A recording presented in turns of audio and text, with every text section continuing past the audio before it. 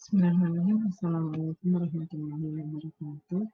Kita lanjutkan pembahasan kita tentang masyarakat madani. Tapi kita mulai dulu dengan membaca bismillah bersama-sama. Semoga banyak berkah untuk kita semua saat kita membahas al-Qur'an dan seterusnya. Bismillahirrahmanirrahim.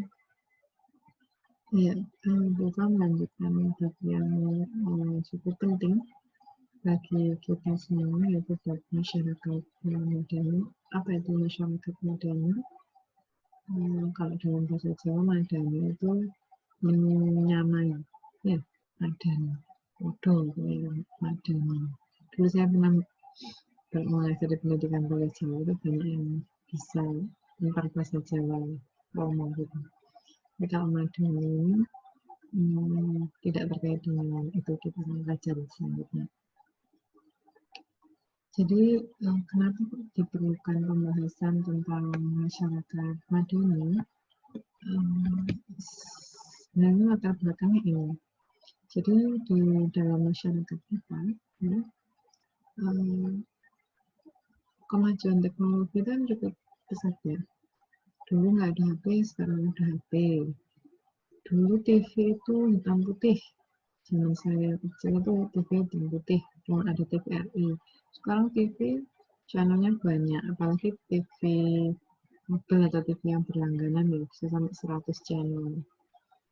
Kemudian hal-hal yang lain ada ditemukannya laptop, kemudian hal-hal yang canggih gitu, hal lainnya juga mesin, mobil.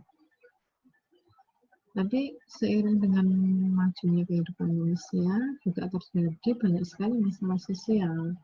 Ya seperti ini misalkan ada kesenjangan sosial. Jadi yang tidak berpendidikan ya tinggalnya di sini. Nanti punya anak tidak berpendidikan lagi, jadi buruh, jadi tukang becak gitu ya. Nanti tinggalnya di sini lagi. Ya, terus di sini.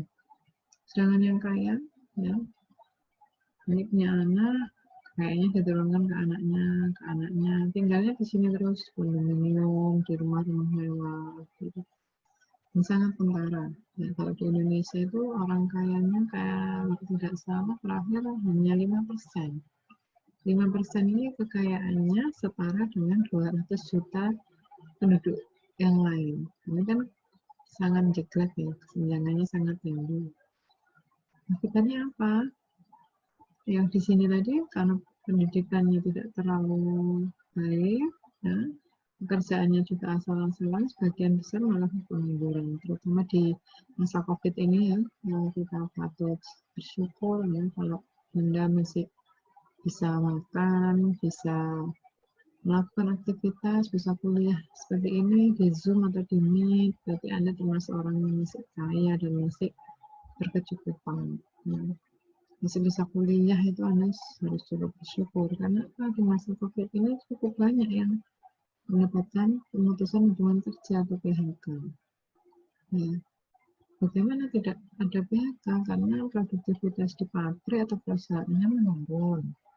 Yang biasanya produksi makanan misalkan bisa sampai 1000 porsi, menurun menjadi 100 karena orang-orang di rumah masak sendiri. Otomatis pegawai-pegawainya dirumahkan tanpa digaji, pengangguran, terutama orang-orang yang masih muda. Ya, di COVID ini luar biasa, angin PHK-nya luar biasa. Jadi kita patut bersyukur kita mendapatkan rezeki yang cukup ya, selama Anda belum bekerja. Ya. Nah, kalau orang yang sudah menikah, punya anak, punya istri, terus menganggur itu luar biasa stresnya. Lagi masalah-masalah yang lain, misalkan pernikahan dini, putus sekolah, gitu. Itu masalah-masalah yang relatif banyak. Kenapa masyarakat madani itu perlu ada? Ya.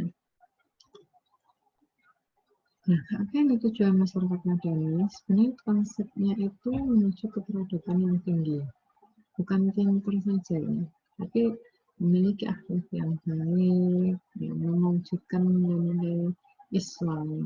Ya. Nilai Islam misalnya bersedekah, berbagi itu kan nilai Islam, ya. Saling berkongsi, saling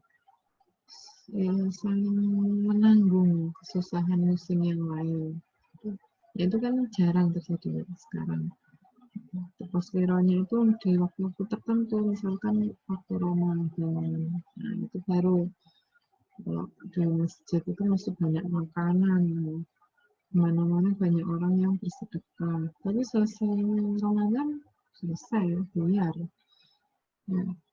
Dan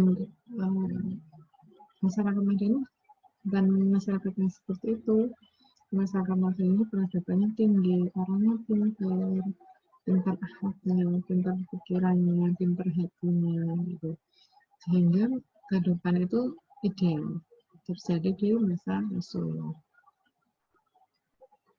Nah, ada beberapa konsep masyarakat madani ya di dalam Quran.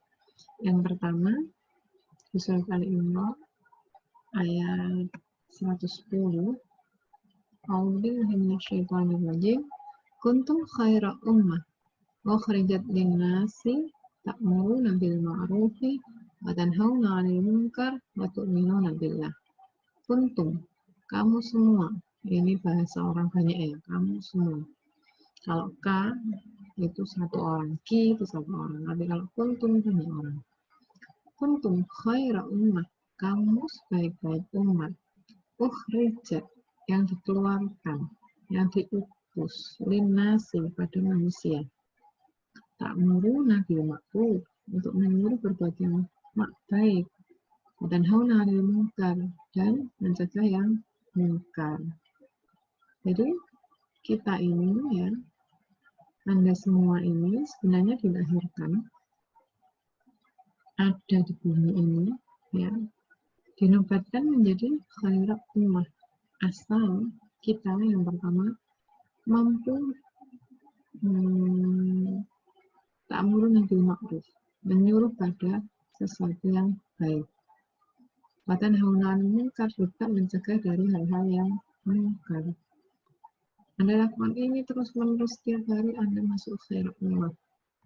Nah, terutama pada diri kita sendiri dan keluarga. Ada yang kurang baik, kita perbaiki, kita ingatkan. Ada yang sudah baik, kita motivasi agar lebih baik lagi.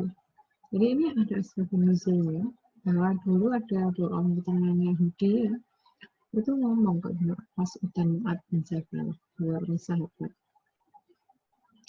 Dia berkata, dinina khairu mimma tada'una ilaih, wa nahnu afdalu manatna. Di kami lebih baik dari agama yang kalian dakwahkan, bangsa kami lebih unggul dibandingkan kalian. Kemudian turunlah ayat ini, Al-Imran ayat 110, bahwa umat yang terbaik itu ya umat setelah Rasulullah itu.